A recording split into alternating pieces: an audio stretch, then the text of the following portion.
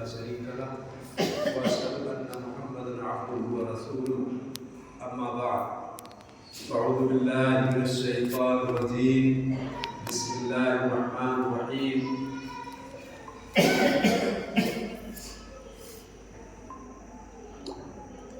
وأن المساجد لله فلا تدعوا مع الله أحدا وقال النبي صلى الله عليه وسلم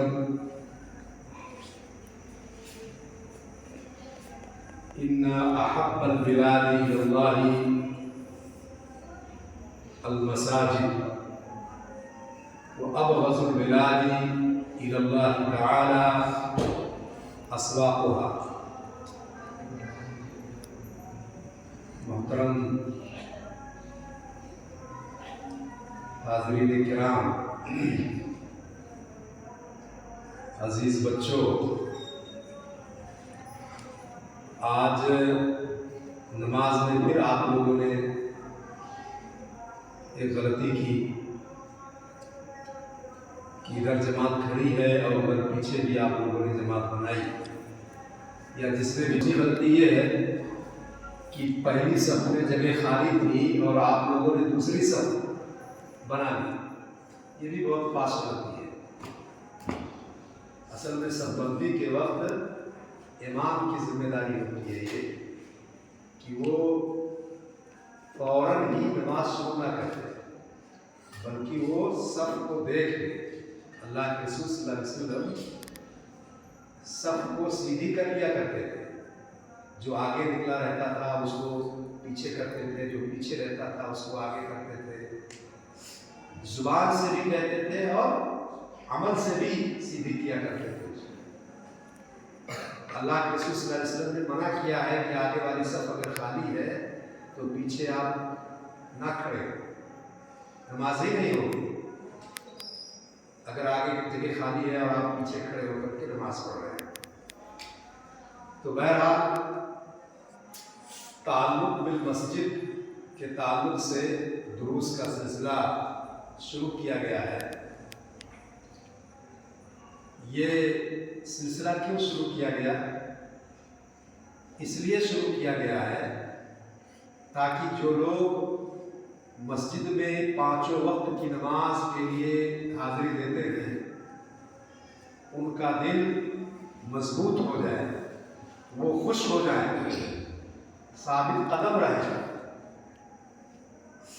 کہ ان کے لیے بڑی بشارت ہے، بڑی خوشخبریاں ہیں، بڑی خوشخبریاں ہیں ان کے لیے.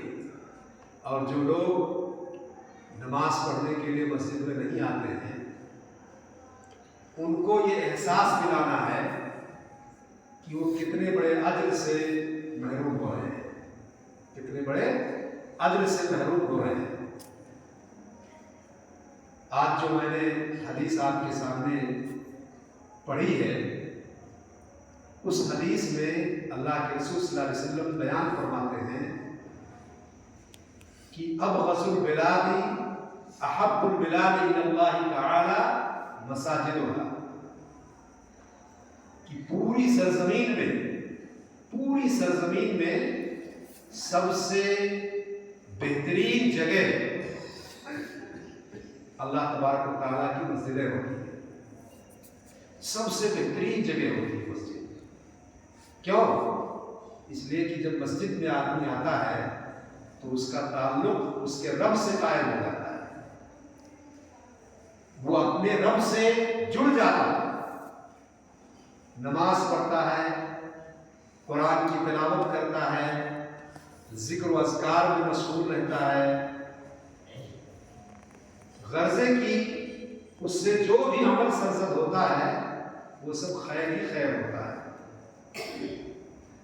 اور اللہ کے رسول صلی اللہ علیہ وسلم فرمایا کہ ان ابغض البلاد الی اللہ تعالی اسواقها، سب سے ناپسندیدہ جگہ پوری سرزمین میں سب سے ناپسندیدہ جگہ کون سی ہوتی ہیں؟ بازار ہوتے ہیں. بازار سب سے ناپسندیدہ جگہ کیوں ہے اللہ تعالیٰ کے ہاں؟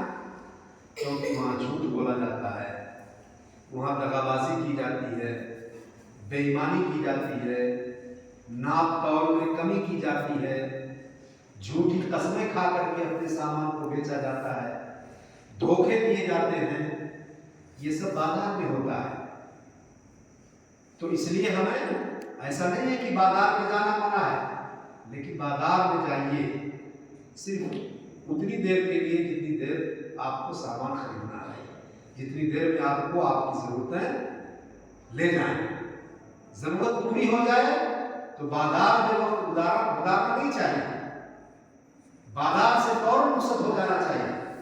ناپسندیدہ جگہ دیکھیے، آپ جانتے ہیں ہم ہی میں سے بہت سارے لوگوں کو دیکھتے ہوں گے آپ، جو ہوٹلوں پر بیٹھ کر کے گپ شپ میں وقت ضائع کر دیتے ہیں۔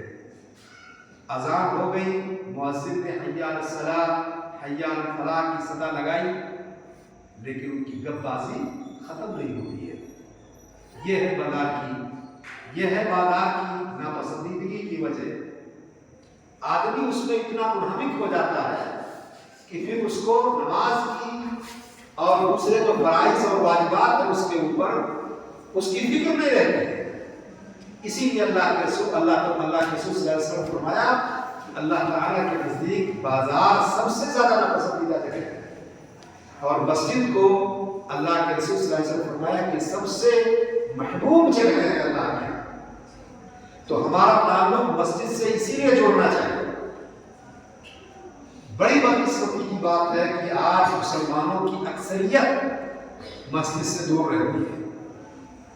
مسجد میں اگر وہ قدم رکھتے ہیں تو جمعہ کے دن وہ ان کا تعلق مسجد سے قائم ہوتا ہے، اور بس بقیہ نمازوں میں وہ غائب رہتے ہیں۔ اب وہ گھر پر نماز پڑھتے ہیں کہ نہیں پڑھتے ہیں یہ وہ جانے، ان کا اللہ جانے۔ ہم تو یہی امید رکھتے ہیں کہ وہ گھر پر نماز پڑھتے ہوں گے، لیکن بہرحال مسجد سے الگ رہ کر کے گھر پر نماز پڑھنا یہ مناسب بات نہیں ہے۔ 27 درجہ ثواب کم ملتا ہے الگ نماز پڑھنے سے، جماعت چھوڑ کر کے الگ نماز پڑھنے سے۔ تو ہمیں مسجد سے اپنا تعلق قائم رکھنا چاہیے۔ اسی طریقے سے آپ اس کا بھی اندازہ لگائیے کہ اللہ کے رسول صلی اللہ علیہ وسلم نے ایک حدیث میں ان لوگوں کو خوشخبری سنائی ہے جو لوگ رات کی تاریکی میں چل کر کے مسجد میں آتے ہیں، اور ان کو خوشخبری سنائی ہے، ان کو بشارت دی ہے، بشر المشائین فی الظلم، کہ تاریکیوں میں چل کر کے مساجد کی طرف آنے والوں کے لیے خوشخبری ہے۔ اس چیز کی بالنور التام، مکمل نور کی، مکمل نور ان کو ملے گا قیامت کے دن۔ یہ نور کیا ہے؟ نور مانے ہوتا ہے روشنی، اس کی بہت بڑی اہمیت ہوگی، آج ہم اس کا اندازہ نہیں لگا پائیں گے، لیکن قیامت کے دن جب ہر طرف تاریکی ہی تاریکی ہوگی، یہ راتوں کو چل کر کے مسجد کی طرف آنے والے یہ خوش نصیب ہوں گے جن کے ہر طرف نور ہی نہیں ہوگا، آگے بھی نور، پیچھے بھی نور، دائیں بھی نور، بائیں بھی نور، اوپر بھی نور، نیچے بھی نور۔ اس روشنی میں وہ جہاں چاہیں گے آئیں گے جائیں گے۔ نورہم یسعی بین ایدیہم، مومنوں کا حال بتایا ہے، قیامت کے دن ان کا نور ان کے سامنے چلتا رہے گا، جہاں چاہیں گے روشنی نور وہ چلتا رہے گا، اور اس کی تاریکی وہ نہیں دیکھ پائیں گے، تاریکی ان کے پاس نہیں رہے گی، نور ہی نور رہے گا۔ نورہم یسعی بین ایدیہم۔ اور منافقین کے بارے میں کیا کہا؟ منافق جو بظاہر مسلمان ہوتے ہیں لیکن دل سے وہ کافر رہتے ہیں، ان کے بارے میں کیا ہے؟